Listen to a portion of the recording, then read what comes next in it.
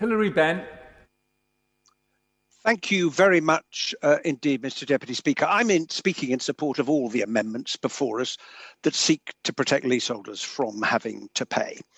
Firstly, on the Minister's argument that this will somehow delay matters, I think leaseholders are left perplexed by the government's position.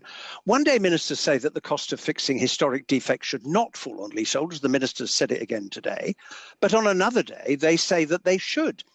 The £50 a month towards the loans the government's proposing to give to buildings below 18 metres shows that's their policy. And I don't think ministers can criticise others who are trying to address the problem. And I support the speeches that we've heard from the supporters of the amendment put down by the member for Stevenage, because the government itself is completely unclear as to what its policy is as to who should bear the cost. Now, it's clear to me it should be the people who built the blocks. Now, on the argument that leaseholders are also part owners of the freehold may walk away from their flats, it's a very fair point. But exactly the same argument applies to loads of leaseholders who aren't going to be able to afford to meet these costs. And what this tells us is that if we're going to solve this, we have to deal with the whole problem and not just part of it. Secondly, to argue that this is the wrong bill, I think misses the urgency of the situation.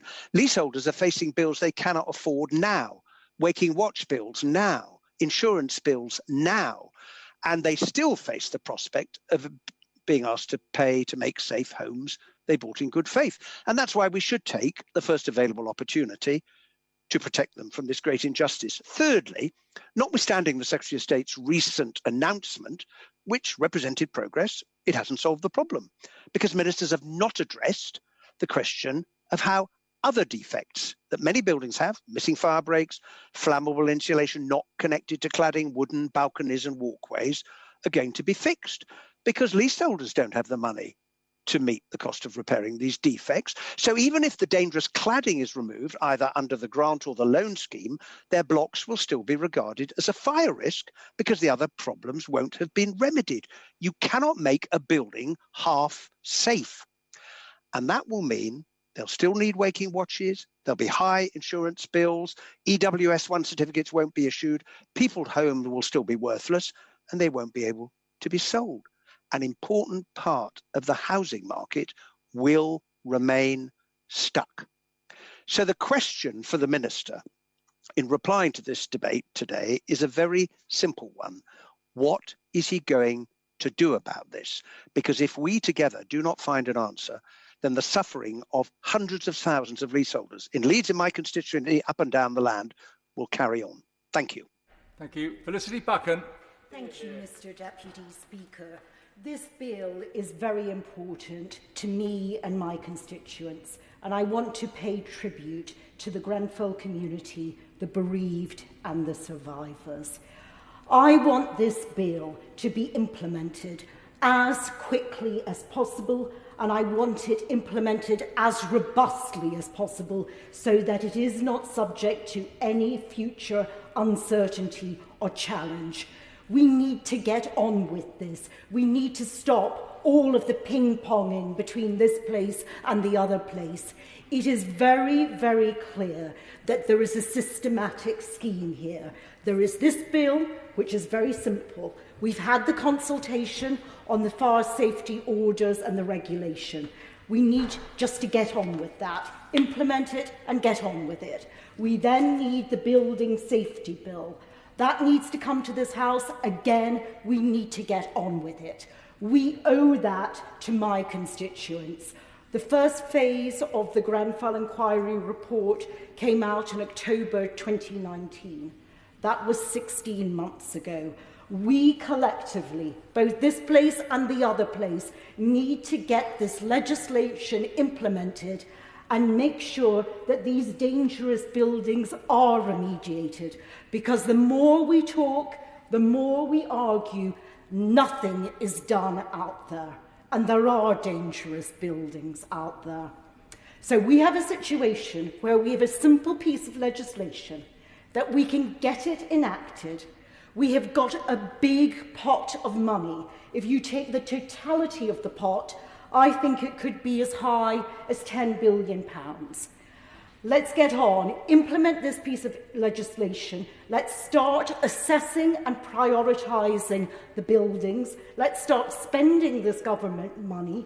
We have got time to review the details of the financing scheme.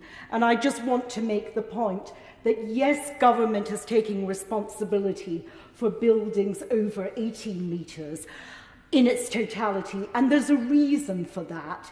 Because buildings over 18 metres, by all of the independent risk assessors, are way more dangerous, 4 times more likely to have fatalities. However, I do want to say, and I empathise hugely with leaseholders, but I do want to say that there is still a subsidy in there for leaseholders between 11 to 18 metres. So let's just get on with this today. And then going forward, we can review the details of the financing package. We can amend the building safety bill. But this bill is the first step, and we need to get on with it. Video link. Andy Slaughter. Thank you, Madam Deputy Speaker. It's shameful that this modest bill is the government's legislative response thus far to Grenfell, almost 4 years after that tragedy took place. We might expect, therefore, it would at least address the most significant and urgent wrongs that the Grenfell fire has brought to government's attention. The purpose of the bill is to update the fire safety order and better manage and reduce the risk of fire. What better and more straightforward way to achieve this than by implementing the recommendations of Part 1 of the Grenfell inquiry, dealing with issues such as inspection and maintenance of lifts and doors, and having proper systems of evacuation in place and communicated to residents. It's impossible to imagine these steps, backed by the moral and legal authority of the inquiry, not becoming law, and that is the purpose of Lord's Amendment 2. While safety is the paramount concern, the treatment of leaseholders and tenants living in unsafe blocks has been a wholly new scandal, and one this bill will fail to address at all unless Lord's Amendment 4 is agreed today. Leaseholders should not bear the cost of remedial works for their flats where they did not and could not have known the risks posed by their construction. The government does not seek to deny this, but instead makes a series of partial concessions. This is the wrong approach. We should start, as Amendment 4 does, with the presumption that remedial costs attributable to this bill should not be borne by leaseholders. They should not be borne by tenants or social landlords either, from the rents of the lease roll-off or from those limited funds set aside for the revision and repairing and building social homes. The cynical disregard for the lives of our fellow citizens that Grenfell has exposed will take years, billions of pounds, and the concentrated efforts of government and industry to address. Building design, materials, construction, maintenance and inspection are all in the dock. Height is a factor, but so is who the occupants and users are and how they are taught to behave, especially in an emergency. For the government constantly to adopt a reductive approach to the crisis is irresponsible. This is not just about 1 or 2 types of cladding, not just about buildings over 18 metres, not just about residential buildings. Today is an opportunity not to address all these issues, important as they are, but to show a serious intent to act and act now on the most obvious faults and injustices. It is one the government should take by accepting all the amendments before the House. Thank you. Thank you. Video link. Bob Blackman. Thank you, Mr. Deputy Speaker, and a pleasure to follow the Honourable Member for Hammersmith. This is a horrendously complicated issue in relation to both cladding, be it ACM, HPL, or other forms of inflammable cladding, but also fire safety measures and indeed the heights of buildings. I warmly welcome the fact that the government have come up with the money now to remedy the most unsafe buildings, namely the tall buildings and the cladding that was put on them that fails to actually provide safe accommodation for residents. The reality is that the £5.1 billion will only remediate the unsafe cladding and it will not do the comprehensive work. The issue then becomes one of the fire safety work that has to be carried out as well. And in that, there is no funding whatsoever to provide for that, and therefore has to be paid for by someone. Now, I have a series of suggested tests that could apply. The first is, emerging from the Grenfell inquiry, it is quite clear that the ACM cladding was illegal. Therefore, those responsible for developing the cladding, those responsible for putting it on the building must pay for that to be remediated, and in all other buildings where that's the case. Similarly, in other forms of cladding which are unsafe, if they fail to actually accord with the building regulations as they exist at the time, then those people are the ones that should pay for the cost of removing it and correcting it. Now, the fire safety issues are ones that leaseholders could not reasonably have been expected to foresee when they bought their flats and bought the leases on their flats. So the fundamental issue here is, in terms of fire safety, is they should not be the ones that have to pay for the cost of remediation, either of cladding or of fire safety defects. Now, the government and my honourable friend, the Minister, has quite rightly said that as far as he's concerned, he finds the amendments defective. Well, my challenge to him, when he answers this debate then, is to make clear from the dispatch box that the government will bring forward proposals in the Lords to amend the bill to make sure that leaseholders do not pay. Now, the defence seems to be that the Building Safety Bill will eventually come through and be implemented.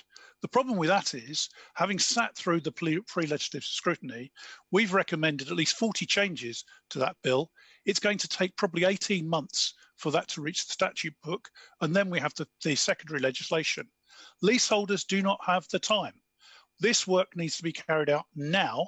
The industry estimates that it's going to take some 4 years to actually implement all the safety works required, and it must be made clear that the leaseholders are not the ones to pay. At the moment, leaseholders can't insure their properties, they can't sell their properties, and no one wants to buy them. We are in danger of freezing the housing market because of this problem. So I urge the Minister, when he responds... Have to leave it there. Video link, John McDonnell.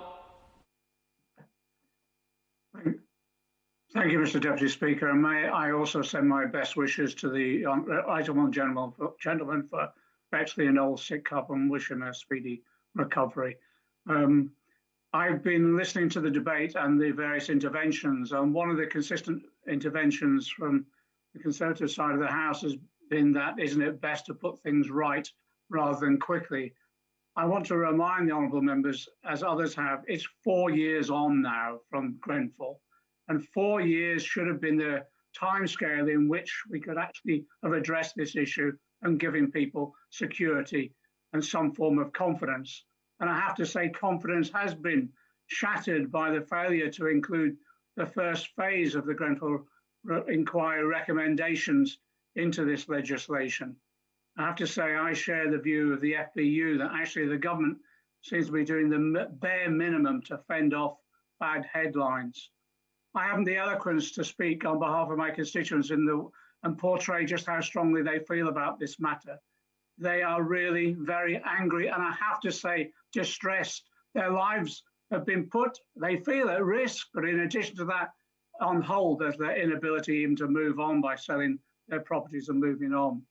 We've heard today about the $5 billion that the government has allocated. But the question my constituents are asking us, as other members, is what happens if the money runs out, because the costs so far have been estimated at nearer 15 billion. In addition to that, exactly as the previous speaker has said, this doesn't cover many of the defects that have now been found as well, and the additional measures that have been demanded and required. And my constituents now are being hit with potential bills from the developers, including I think the worst, Ballymore, for things like rectifying wooden balconies and other defects, again, which were not of their making. And have to say the idea of waiting for the Building Safety Bill is waiting for Godot, to be honest, to ensure that we get the right type of bill, the legislation is through, and then it's implemented. And also my constituents in lower-lying blocks don't see why they're being discriminated against. My constituents were blameless. They were failed by developers, regulators, suppliers of materials, inspectors, all of them. And many of those developers made fortunes out of developments in my constituency. And it is them who should pay the cost of their own failures. I urge, yes, urgency. And that's why I will support today all of those amendments that are protecting leaseholders from being burdened with the debt burden, the debt caused by others who've actually failed us all. screen. Mr. Deputy Speaker, I welcome the Government's commitment to correct historic wrongs, and especially my honourable friend the Minister's commitment to fundamentally change the culture in the building sector and also take a more robust, risk-based approach. Leaseholders are the innocent parties in this, and they rightfully expect that the developers, builders, present landlords, some of whom were developers, local building controllers, national regulators and component manufacturers are the ones who should bear the costs. My constituents have raised a range of outstanding concerns that they have and feel still need addressing. Principally and firstly, those responsible should take far more of the financial burden. Secondly, they should have the burden of massively increased insurance costs and waking watches, which is unfair to them. And the third concern is the distinction between those buildings above and below 18 metres and why they should be treated so differently. To many people, a monthly cost of £50 may not be a great deal, but for many people, they're already at the financial limit. And what's equivalent to an additional or a 13th month of mortgage payments is a huge burden that they can barely afford, if they can afford it at all at the moment. They want to be able to move on with their lives, whether it's to have a family, whether it's to move on for work reasons or a whole range of other reasons they want to move on. And at the moment, the situation means that they cannot, they feel trapped. I am particularly concerned about the 18-metre distinction that we have, especially because of the Coop fire in Bolton, which was about 16 or so months ago. By being 16 centimetres below the threshold, there were lower safety expectations, including on the requirement to have fire-resistant cladding. The Coop turned into an inferno in a matter of minutes, and if the carelessly discarded cigarette had been thrown at 4 o'clock in the morning rather than 8 o'clock in the evening, we can only imagine the toll to the 217 residents. So I would urge the Minister to change the focus from being so much about 18 metres plus as groundfall, or 18 yards plus, which would apply to the Cube, but take a full risk-based approach to dealing with this crisis, because ultimately this is about protecting the leaseholders who have done no wrong. Peter Link. Rebecca Long-Bailey. Thank you, Mr. Deputy Speaker. I also send my best wishes to the Right Honourable Member for Bexley and Sidcup. I have told the government repeatedly that many of my residents in Salford were facing exorbitant fire and safety remediation costs, some cases of up to £100,000 per flat. I've told them that buildings even under 18 metres were failing EWS1. And many residents were also being forced to pay thousands for measures like waking watch and increased insurance premiums. So on the 10th of February, I hoped against hope that the government had listened, that they had heeded the recommendations of the HCLG Select Committee, the Leasehold APPG, and a range of sector bodies and MPs from across the political spectrum to finally address this great moral injustice, to ensure that there was an urgent national effort to make buildings safe and to guarantee that no resident or leaseholder would ever have to pay for the cost of a crisis they didn't cause. Sadly, the government didn't listen. The extra £3.5 billion funding announced related to cladding removal only and not for remediating fire safety defects, which usually account for the majority of the remediation costs. Only buildings over 18 metres in height are eligible. Residents in all of the buildings, even 1 metre under, would need to apply for a loan, and buildings under 11 metres would receive nothing at all. My constituents are devastated. Every day, the bills for interim fire safety and increased insurance premiums rack up. They can't move, they can't sell, they struggle to get credit, and worse, some may face bankruptcy or homelessness. It is so bad that the UK Cladding Action Group nationally have reported suicides. and 23% of those surveyed by the group had considered suicide or self-harm. My constituents are victims of systemic regulatory failure or worse, corporate malfeasance. But the government is making victims take responsibility. This has got to end today. So I say to the Minister, his government has a moral duty to agree to legislate the principle that residents and leaseholders should not pay for historic fire safety defects. I urge him to support such amendments today and then ensure that the government leads an urgent national effort to carry out fire safety remediation by June 2022, to forward fund this work and to reclaim the cost from those responsible and the levy on new development. Thank you, Mr Deputy Speaker. Thank you very much. Video link. Joy Morrissey. Thank you, Mr. Speaker. Mr. Deputy Speaker, may I thank the government as well for the $5 billion that they have already committed to targeting and helping to make safe these high-risk buildings. And may we remember the lives lost at the Grenfell Tower tragedy. And may I also thank my honourable friend, the member for Kensington, for all she has done to fight for the justice for Grenfell Tower survivors.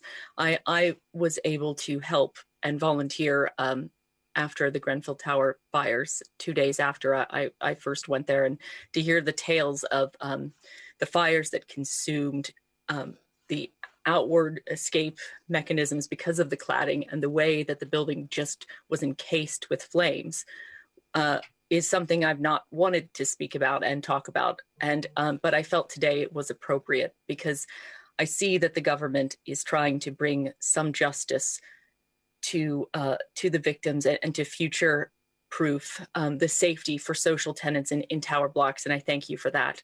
My concern is the long-term or unintended consequence of the regulations, of the high levels of regulation for fire safety that has now been put on leaseholders, private leaseholders. These are, I would say, young men and women, oftentimes who have saved their whole lives to buy their first home, a flat. Oftentimes this is in London, and they are unable to leave that flat now as a leaseholder. I have many of my constituents who have written to me about their children in London who have purchased their flat, who are now trapped. They can no longer afford the rising and soaring costs of debt. And some of them have even had to move home to their parents in Beaconsfield because they can't afford all of the pressures and burdens they are now under financially as a leaseholder. So I hope that we will be able to continue to address this issue long-term and moving forward. However, I just want to see this legislation passed, and I want to see this first stage accomplished. And I appreciate the sympathies of many of the amendments, but I would just ask that we can move forward, support the government to make sure that this first level of safety is on offer for our residents across the UK. Thank you. Thank you very much. Video link. Florence Eshalomi. Thank you, Mr. Deputy Speaker, and I'm grateful for the opportunity to speak in this important debate. We are in the middle of a building safety crisis, and post-Grenfell, we must all play our part to ensure that no one is ever unsafe in their home again. The amendments we are discussing today are a step in the right direction, and I would urge my colleagues to support those that enhance protections for leaseholders. But the bill in its current state is also a missed opportunity, an opportunity to enshrine in law further amendments to protect leaseholders. The issue I want to draw attention to is interim cost. These are the temporary fire safety measures that leaseholders have to put in place while they wait for the long-term remedial work to start, such as the replacement of dangerous cladding. And they must put these measures in place because they've been told to by the fire authorities that their buildings are too unsafe to live in without them. The vast majority of these interim costs are not covered by any government assistance, and hundreds of my leaseholder constituents in Vauxhall have already paid out and will continue to for the foreseeable future. The amendment I tabled to this bill would have ensured that building owners cannot pass these interim safety costs on to leaseholders. Mr. Deputy Speaker, these interim costs are extortionate. They are eye-watering sums of money, thousands of pounds paid by ordinary, hard-working people, and it's money they just don't have. How can this be right or fair? I'm sure my honourable colleagues don't need reminding that this building safety crisis was not caused by leaseholders. Leaseholders are the innocent victims caught between an industry that has failed them and a government unwilling to go the full distance. Ensuring that leaseholders do not pay these interim costs is not only morally right, but also essential to ensure that they do not face personal, financial hardship or ruin. The building industry and the government must take full responsibility for protecting leaseholders from these interim costs. No leaseholder should have to pay a penny for making their home safe. Thank you. Much. Video link. Nathalie Elphicke. Thank you, Mr. Deputy Speaker. It is with both deep sadness, but also with optimism, that I speak today. Sadness because I recall only too clearly the shock at hearing about Grenfell Tower. It was shock that turned to horror when I went to pay my respects in person. I stood by those charred remains, the dense and acrid smoke heavy in the air, the inescapable horror of the awareness of what was mingled in the smoke and in the dust, of the horrendous loss of life and the harm to so many lives who still carry the terror and fear of that night.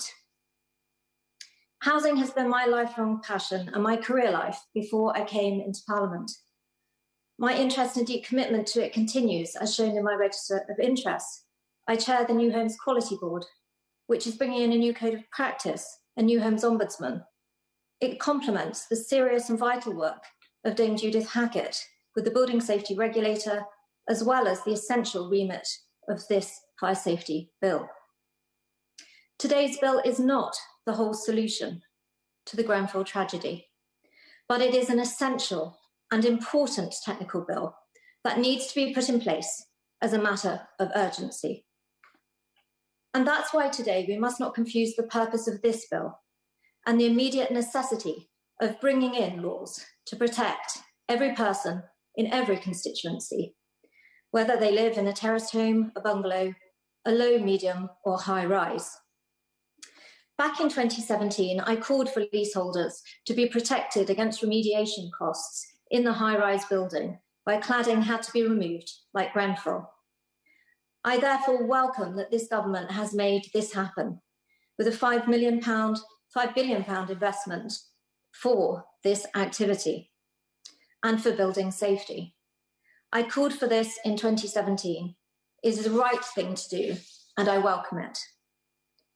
I called for changes in obligations and intervention in relation to fire services, council, and government abilities to intervene in fire safety matters, so that where there were known problems, these could be intervened and corrected, for example, on doors or common areas. This bill will put that right, and it will give authorities the power to intervene and protect lives. That's what this bill is all about. I am encouraged and commend the actions of the Housing Secretary in this government in recent months and encourage them to look at a broader review of the rights of leaseholders and renters alike. But I welcome this bill. It's the right thing to do, and it needs to be urgently concluded. Video link. Paul Blomfield. Thank you, Mr. Deputy Speaker. I've spoken previously on the nightmare facing residents in the Wicker Riverside complex in my constituency who were evacuated before Christmas with no notice because of multiple fire safety failings. We got them back, and I thank Lord Greenhill for his assistance with that, but their problems remain. They're currently facing waking watch costs of up to £600 a month, and for some that's almost twice their mortgage payments, and they're still waiting for huge bills they're anticipating that will be needed to make their homes safe. Nearby leaseholders in Daisy Spring Works this week received a bill for £7,000 to cover compartmentation works. To be paid within 28 days, on top of £10,000 of previous costs, with bigger bills yet to come. In the Metis building, the removal of ACM cladding will be covered by government funding. Leaseholders still face bills of up to £50,000 to make good other faults. Of course, there are others across my constituency and across the country in the same situation. In all of these cases, they're expected to pay simply to make their homes safe, by putting right the mistakes of others. And that's the central wrong we have an opportunity to remedy today by supporting the amendment from the Honourable Member for Stevenage and those tabled by the opposition front bench. And I do hope, Mr Deputy Speaker, that the government won't try to prevent a vote, because ministers know that there is a grave injustice here that must be remedied. They must know too, in their hearts, that the action they've taken so far falls well short of what's needed. It is a huge problem. We should start from a basic principle that those who are responsible for the failings should be responsible for putting them right. Any other consumer purchase, a dangerous item would be recalled by the company that made it, would be repaired or replaced at no cost to the person who bought it. The same principle should apply here. Leaseholders in these buildings haven't just been let down by developers. They were people who exercised due diligence. They undertook all the checks that were needed before they bought their flats. They were let down by comprehensive regulatory failure, responsibility of successive governments. And that's why we must step in, ensure that their homes are made safe as a matter of urgency. Of course, we should seek to recover as much of the cost from the developers and others responsible. But the principle must be leaseholders pay nothing, either now or in the future through any loan scheme. Many leaseholders have stretched their finances to the limits to buy these homes. Some have been bankrupt already, others facing ruin and unimaginable mental strain. It's wrong, and we can begin to put it right today. Liam Fox. Mr Deputy Speaker, the cladding issue is of great importance to many of my constituents, particularly in Portishead, who understand that a balance must be struck between the problems of leaseholders caught in the cladding trap and the interests of taxpayers at a difficult time for the public finances. We know that the Government will publish more details of the financing scheme when further discussions with the Treasury are completed, so we still have time to make changes. While it would be completely improper to effectively ask the taxpayer to sign a blank cheque, it has to be a basic principle that those who have to undertake changes purely as a result of change in government regulation should have any remediation underwritten. And since these changes will affect dwellings irrespective of their height, such support should be available to all. Where changes are required not as a result of change in government regulation, but because of faulty workmanship or frank dishonesty in the declaration of materials used, all costs should fall directly on developers, builders and insurers. Indeed, there may be occasions when criminal sanctions are required. And while it's generally unacceptable for taxpayers to pay in these circumstances, there will have to be exceptions, particularly when the developers in question have gone out of business and leaseholders have no other options from which to seek redress. There are also a number of practical issues that we must see resolved, including urgent RICS guidance in relation to EWS1 certification and the speeding up of the training of qualified staff able to conduct EWS1 assessments. We need building societies and banks to take a realistic and constructive attitude when it comes to the buying and selling of these properties, especially when a taxpayer safety net is being deployed to provide greater certainty. We also need the Association of British Insurers to provide realistic guidance to its members so that on top of the financial worries that they already have, leaseholders are not subjected to the added anxiety about the failure to insure their properties. And as I've said, Mr Deputy Speaker, in the House before, we have to ensure that surveys are factually accurate, as I'm afraid we've seen too many examples of shoddy practice that adds both financial cost and unnecessary worry to the leaseholders concerned. We all understand the problems facing the public finances, and we all welcome the £5 billion of taxpayers' money that the Government has already put forward. What we do need to see as soon as possible are fair and equitable solutions to all those caught in a trap not of their own making. Link. Daisy Cooper. Thank you, Mr. Deputy Speaker. Amendment LA4 is about protecting blameless leaseholders from the extortionate costs of fire safety remediation. I tabled it initially at committee stage and it has been retabled by Liberal Democrats peer Baroness Pinnock in the other House. I want to thank the Honourable Member for Stevenage and the Right Honourable Member for Holborn and St Pancras and their colleagues who have improved upon it, and I would support all of these amendments. Hundreds of thousands of people affected by this fire safety scandal are counting on us to put our party political differences to one side and work across party lines to protect them. The government has made 3 claims today. They say that this amendment shouldn't be dealt with now, that it's defective, and that it will delay this bill. Let's take those in turn. First, the government says this bill is not the time and place to protect leaseholders and that they should wait until the Building Safety Bill. The government, Mr. Deputy Speaker, is wrong. From the date this bill comes into force, leaseholders will be required to pay for any costs incurred consequent to a notice by a competent authority. So if they receive a notice from a fire service or a local council in relation to the external wall of a building of 2 or more dwellings, those leaseholders would be liable to pay from day one of this bill taking effect. Leaseholders cannot afford to be hit with huge costs, and that is why this bill is exactly the right bill to address it, and it's why leaseholders can't wait any longer. Second, the government also says that the various amendments on the table today are defective. Well, Mr. Deputy Speaker, why haven't they brought forward their own amendments to solve any defective problems? I first tabled this amendment on the 25th of June last year. That's 8 months ago. I note that the government has failed to bring anything forward in all of that time. And the government also says that this amendment could delay the bill. With respect, Mr. Deputy Speaker, that's a bit flippin' rich, given it's taken 3.5 years to bring forward a bill that extends to a whole 2 pages.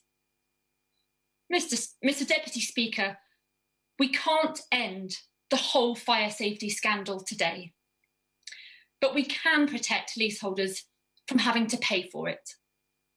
I call on the government to put all amendments to a vote, and I call on all members of this House to put our party differences to one side and to vote for them all. Thank you, Biddy Link. Maria Miller. Mr. Deputy Speaker, can I start by sending my very best wishes to my right honourable friend, the member for Old Bexley and Sidcup, and we want to see him back soon, but it's good to see my Hampshire neighbour taking this debate today. Owning your own home is a very British dream, but it's turned into a nightmare for thousands in the aftermath of Grenfell, and that is why there's such strength of feeling across the House today. Our thoughts will always be with those lost in the Grenfell tragedy and those grieving and those who survived. But there are now thousands more dealing with the building safety consequences of those events. In the UK, it shouldn't be high risk to buy a home in a block of flats, built and marketed by a reputable house builder under strict building control regimes, only to find that professional and regulatory checks have been a fiction, a situation hundreds of my constituents find themselves in. It's clear in the debate today that no one wants residents paying for this disgraceful failure. There cannot be a blank cheque from government, and those who cause the problem have to pay for the works that are needed. So the only question really is how we achieve all of that. So I warmly welcome the government announcing an additional £3.5 billion to fund remedial works, a grant scheme for low-rise buildings, a builder's levy and a property developer's tax. This will be some reassurance to leaseholders and a start at making sure those responsible for the failings are made to pay for what they did wrong. I accept my right honourable friend's argument. This may not be the right place for further assurances on remediation costs.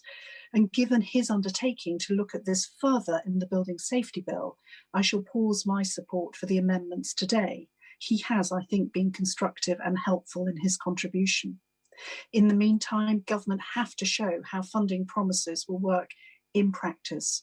And I thank my right honourable friend, the Secretary of State, for working with me to identify how funds will flow for the Waking Watch Relief Fund and remedial works. Making this work in practice has to be a ministerial priority in the coming weeks.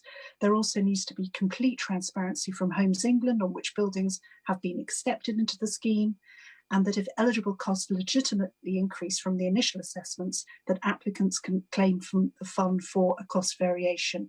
Above all, these plans need to be in place as quickly as possible, and the government needs to tackle the insurance problems that many leaseholders now face.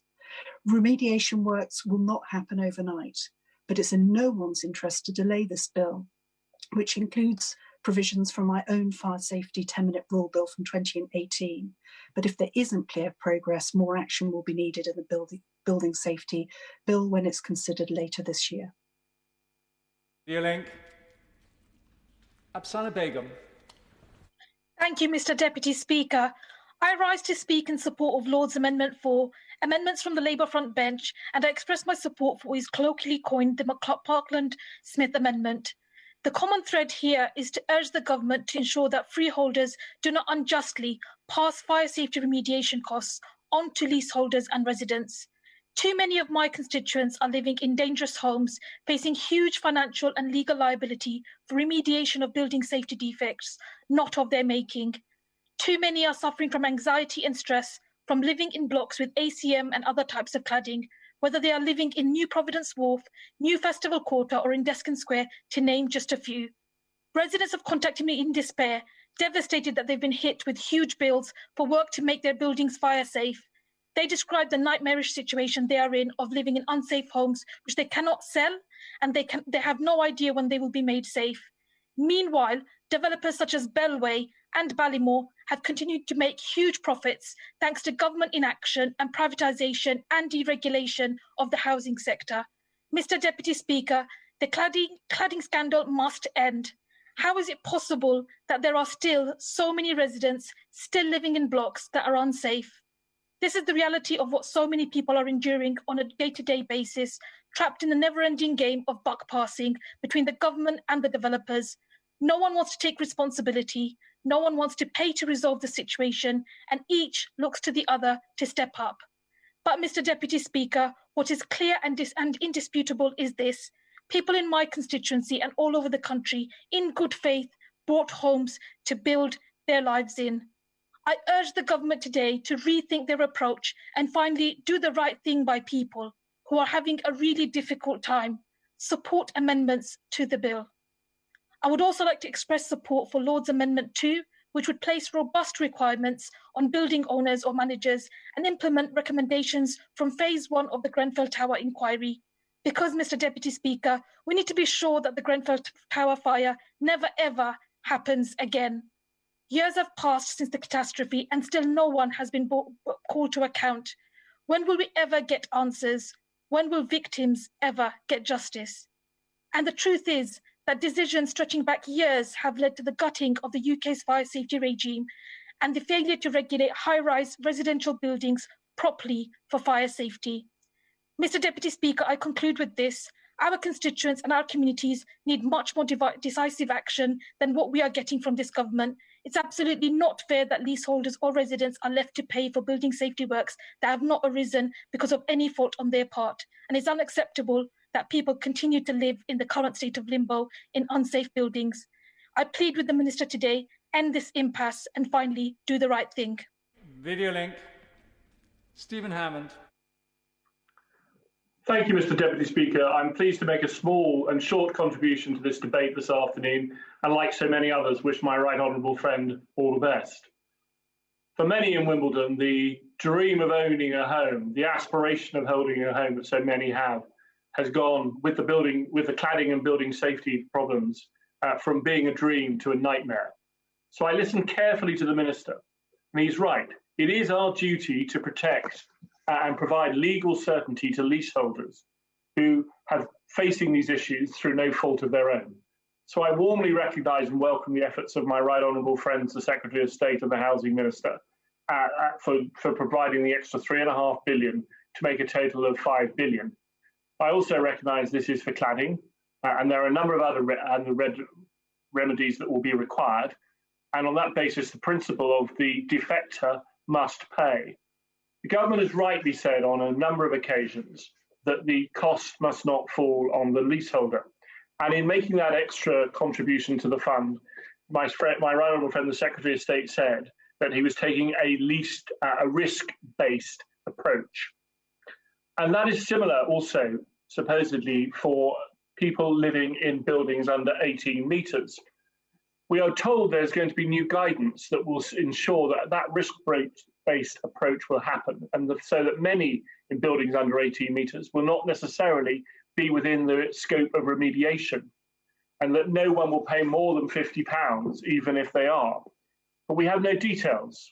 We have no guarantees that the banks or the insurers will respect these new assessments and provide mortgages and decrease insurance costs.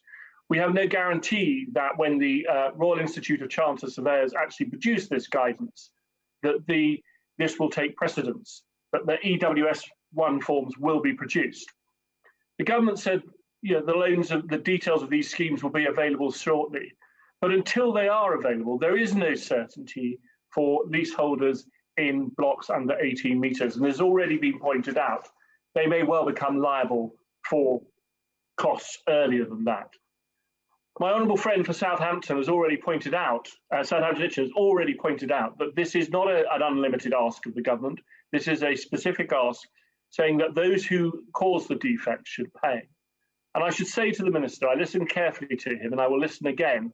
The government could have provided some certainty today by agreeing to bring forward an amendment in the Building Safety Bill, or indeed one that would have given clear hint in this bill. But until that happens, unfortunately, leaseholders in buildings under 18 metres have no certainty, and they deserve it. Thank you, Mr Deputy Speaker. And can I add my warm words to those of other members in wishing the member for Old Bexley and Sidcup a full and swift recovery. I think a lot of constituents listening today from constituencies across this country will struggle to understand some of the arguments that the government has been putting forward and some of the excuses they've been putting forward. And I want to stand in support of the amendments put down by my honourable friends on this side of the House, but also the amendments put down by the member for Stevenage and Southampton-Itchen, who I think made very, very powerful speeches. And if to emphasise that, Mr Deputy Speaker, I've had an email during the course of this debate from a leaseholder from a Conservative English constituency who's emailed me to say that he agrees with these amendments being put forward and says, I am a Conservative and the Housing Department is a disaster in this regard. And that is the message that I'm getting from people. It doesn't matter what their political affiliation is or where they are in the country, they want this resolved. They're living in anguish, they're living in uncertainty, it's affecting mental health, it's affecting key workers who are in our COVID response, it's affecting people who are trying to support young families, and it is just a completely untenable situation for them to find themselves in. And so I think they will find some of the excuses that we've heard today very, very difficult to hear. This is a national scandal that has been brewing for decades, and it needs urgent action to resolve it. And it needs action, Mr Deputy Speaker, and I will come back to this, across the United Kingdom. It needs the UK government to work constructively with the Welsh government. They have, as I said to the Minister, have worked in the preparation of this fire safety bill today, and that's very welcome. So it's really, really disappointing then when the Secretary of State for Communities, Housing and Local Government the other day brushed off any questions about Wales. He says, oh, I don't know what's going on there, something to that effect at the end of the debate. Simply hasn't answered any of the questions, hasn't responded to a very reasonable letter from our Housing Minister, Julie James. And I put down a series of parliamentary questions in the last few weeks to try and get some clarity on the Gateway 2 builders levy, on this proposed new tax, and on other matters relating to this, and have had completely opaque answers. That is simply not good enough for leaseholders who want those answers and want to know what support is coming from the United Kingdom government to ensure that their concerns are dealt with, not least given that many of these predate devolution. So I hope that the Minister will be able to look constructively on my request for those meetings. We'll be able to arrange for urgent briefings between officials of the Welsh Government and the UK Government on these matters. But I must go back fundamentally to where one of the biggest problems in this lies, which is, of course, the developers. And I've called them out before, and I will do it again. Companies like Redrow, like Lang O'Rourke, like Taylor Wimpey need to be held accountable for this. They have been raking in billions in profits whilst building shoddy buildings in terms of fire safety and building safety, and it is simply unacceptable that leaseholders then might be expected to pick up parts of the costs. And I've been very pleased that the Welsh government's confirmed unequivocally that they shouldn't have to do that, but that requires working together across the United Kingdom, across the Union, that the Minister and I support, to ensure that we deliver for them. And lastly, on these issues about EWS1, we need clarity on that urgently. It's still affecting lots of people. It's not getting through to the ground. And on insurance as well, working with the ABI and others.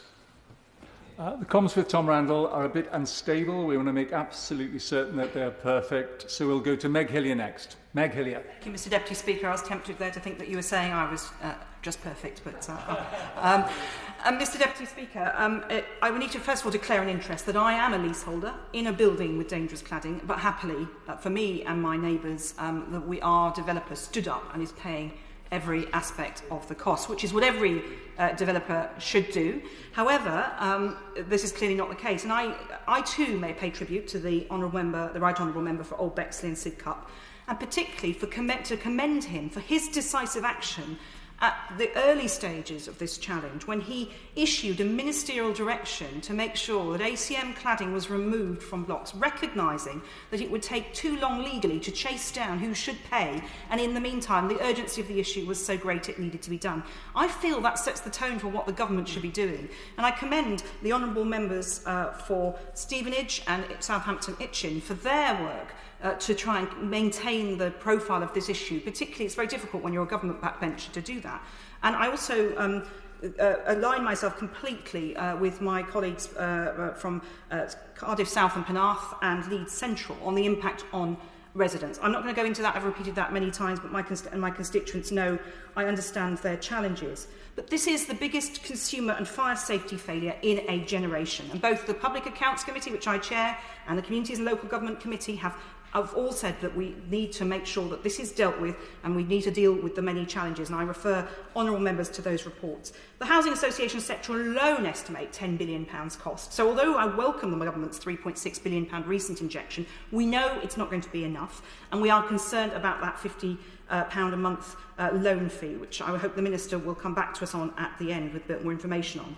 While ideally the taxpayer shouldn't pay, the fact that the Right Honourable Member for Old Bexley and Sidcup recognised that that direction had to be made and that the government needed to step in with taxpayers' money sends to me a very clear signal that that's the very best way of approaching it. Yes, we should be recovering money from the developers, ultimately, but get the government to do that. And the government's not always very good at getting money back from the private sector, but we can work together, I'm sure, cross-party to support the government in that endeavour.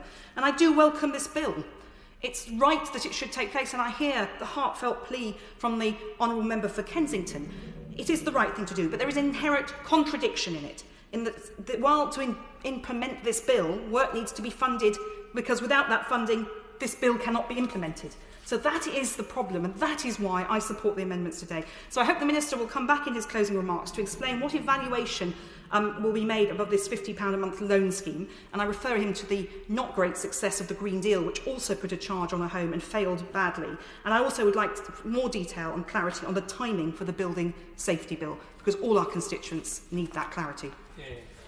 Let's see if the video link is working. It appears to be. Tom Randall. Thank you, Mr Deputy Speaker. The Fire Safety Bill is a short bill of 7 clauses that amends the Regulatory Reform Fire Safety Order 2005. And that order consolidated different pieces of fire safety legislation, and this bill clarifies that the order applies to a building's structure and external walls and any common parts. I am sympathetic to the aims of Amendment 4, but I am concerned, though, that the Fire Safety Order or any bill concerned with amendments to it is not the appropriate legislative device to resolve remediation costs. The Fire Safety Order is designed to place duties on the person who has some level of control in the premises to ensure that they identify the fire safety risks for the building for which they are responsible, and, if necessary, put the relevant precautions in place. I understand the government is looking to the Building Safety Bill to address the issues raised in this amendment, and I agree that that would be a more relevant place to consider them. I also understand that the clauses as drafted would stop all remediation costs being passed on to leaseholders, including those that one might expect to be covered by service and maintenance charges, such as safety work required as a result of routine wear and tear. And there is a further concern that the amendment as drafted could delay the implementation of the bill itself and crucial measures to improve the fire safety regulatory system, including delaying recommendations from the first phase of the Grenfell inquiry. I am, however, pleased that the government is paying for the removal of unsafe cladding for leaseholders in all residential buildings over 18 metres in England.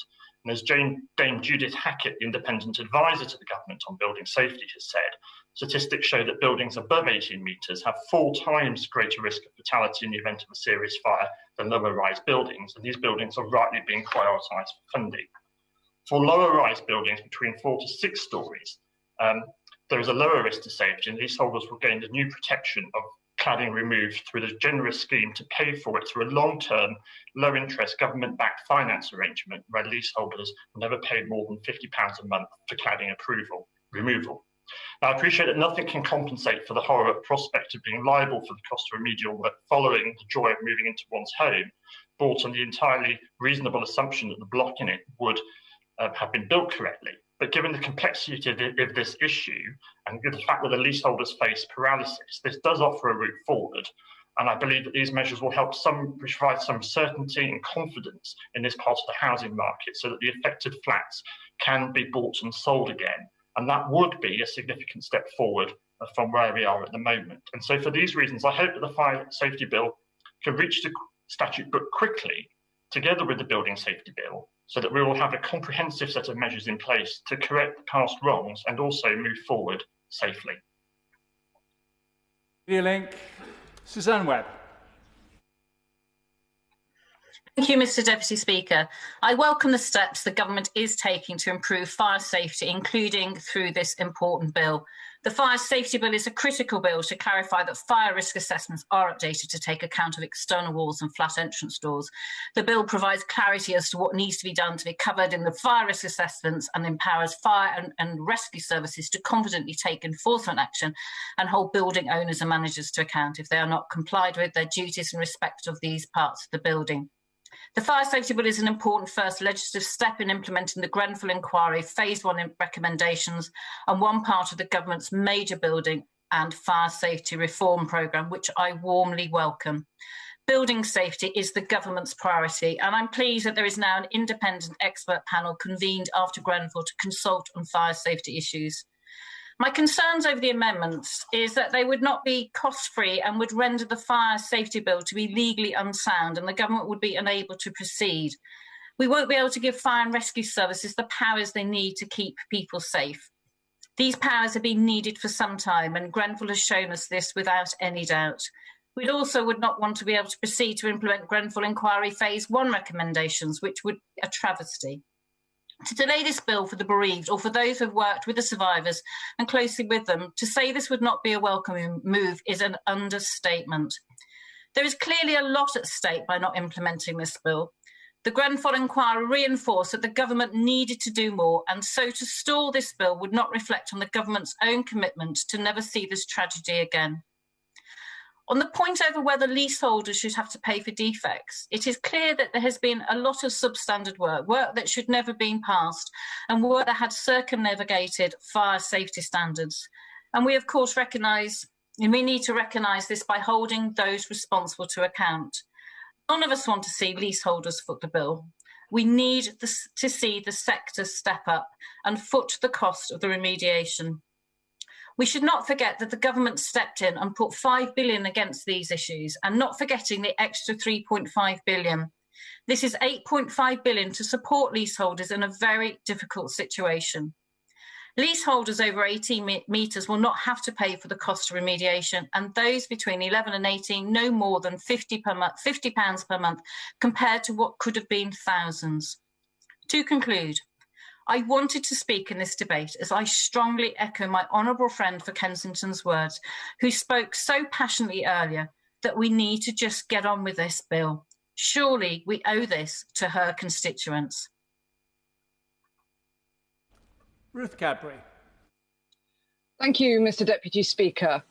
Any debate about fire safety should not just be about cladding, nor about buildings over 18 metres high, as testified by the residents of the 4-storey block of Richmond House, which burnt down in just 11 minutes in 2019.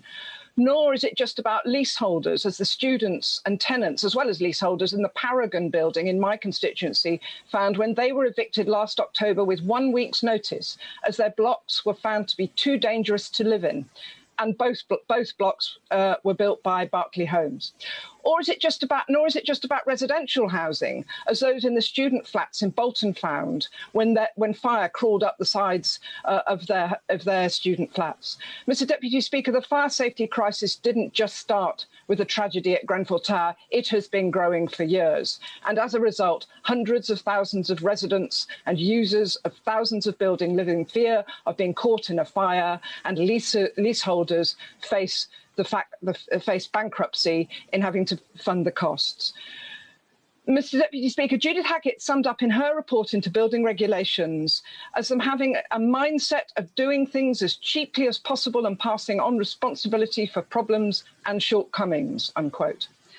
One could start with the deregulation of the building and fire safety standards, which began in the 80s, and when building control services were opened up to the private sector. So building inspectors now price for work on the number of visits. Fewer visits means a cheaper bid. Developers have been cutting costs for years, going for the cheapest materials and corner cutting again and again on site. Then we've had the growing skills crisis in the construction industry. The government ignored the recommendations of the fatal fire inquiries into the Lakenhall House and Shirley Towers fatal fires almost 10 years ago. And even now, the inability to train and accredit qualified fire safety inspectors who are needed to inspect the properties that, in fact, should never have been signed off as safe to occupy in the first place. Mr. Deputy Speaker, as I said, the scope of the bill is far too limited. It's fiddling while too many of our constituents and their homes are at risk of burning and leaseholders face unaffordable costs. Responsibility for sorting this should lie with those who are responsible, the government and their friends in the construction sector. As other speakers have said, this bill hardly scratches the surface of the crisis. It doesn't even implement the recommendations of the Grenfell Inquiry Phase 1.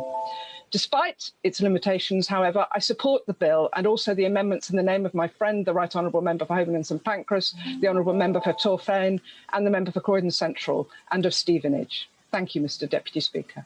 Very much. Ben Everitt. Thank you very much, Mr. Deputy Speaker. The tragedy at Grenfell should never have happened. And those lessons that we've learned are not ones that we can ignore. So I'm glad that we've found consensus in this House, if not about the pace of implementing those lessons, but we have found consensus today and in the past few years that fire safety should be improved and the regulatory system should be improved. Now, I welcome the clear commitment from my colleagues in the Treasury in putting together a comprehensive solution to make homes safe whilst protecting leaseholders from unaffordable costs. Yes, I'm going to giving way. As has been highlighted from the front bench, over £5 billion has been put into remediation. But does he agree with me that taxpayer contributions are only finite and we can't really, at this time, be giving a tax bombshell to everyone across the country? Thank you, and I welcome that intervention. Thank you very much, my honourable friend from Bury. But he's right.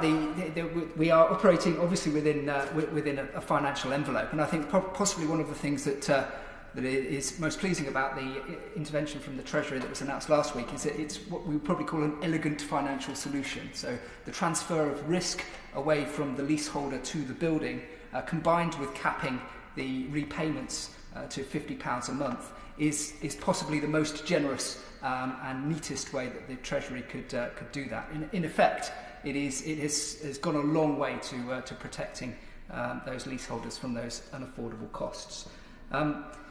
We've all been working towards a comprehensive solution for redressing those defects and reforming the safety practices in the industry that will ensure that the heartbreaking events of Grenfell will never happen again.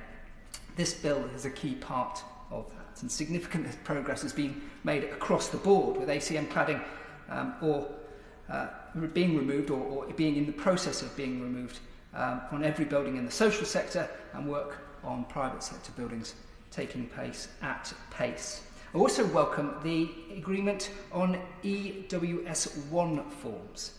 They're going to provide much needed reassurance to leaseholders, and we need reassurance to leaseholders so that they face fewer burdens when they're trying to get on with their lives. We forget sometimes that we are here for people who have lives and they have worries, and we need to get out of their way and let them get on with their lives. So these measures go a long way to addressing the largest concerns that leaseholders have. It's a big bit of government, the Building Safety Bill and the Fire Safety Bill, and there will be more bits of government added to it, but it's all necessary. We've referred in this debate to the pre-legislative scrutiny that was done by the Select Committee, and I was part of that. It was a big bit of government, but it is all necessary.